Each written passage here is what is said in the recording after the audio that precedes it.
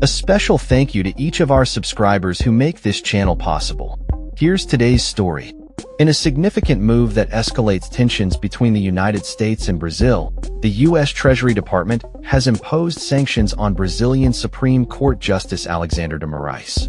This development comes as de Moraes oversees a high-profile case against former President Jair Bolsonaro, who has been accused of attempting to orchestrate a coup following his electoral defeat in 2022. The sanctions were announced by Treasury Secretary Scott Bessent, who accused de Moraes of engaging in human rights violations and politicized prosecutions. De Moraes has been a controversial figure, particularly in relation to his handling of political cases and his previous orders that have affected social media platforms in Brazil. The sanctions aim to freeze any assets de Moraes holds within the United States, highlighting a growing concern over his actions that have been described as oppressive and unjust.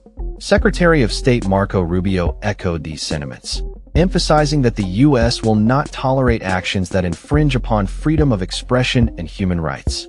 The backdrop of these sanctions is Bolsonaro's ongoing trial, where he faces allegations of trying to undermine Brazil's democratic system.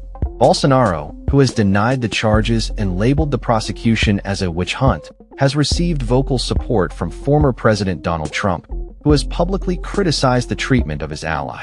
Trump has also recently announced a 50% tariff on Brazilian imports, linking it to the perceived injustices faced by Bolsonaro. This tariff is seen as a direct response to the actions of the Brazilian government, which Trump claims are contrary to the values of democracy and free expression. The situation is further complicated by the involvement of social media, as de Moraes previously ordered the suspension of accounts on platforms like X, formerly Twitter, which has drawn criticism from tech mogul Elon Musk. As the U.S. takes a strong stance against de Moraes, the implications for U.S.-Brazil relations remain uncertain, with potential repercussions for trade and diplomatic engagements. This story is developing, and further updates are expected as the situation unfolds. That's all for this story. We upload videos every day covering many different subjects, so hit that subscribe button to stay informed. Thanks for watching.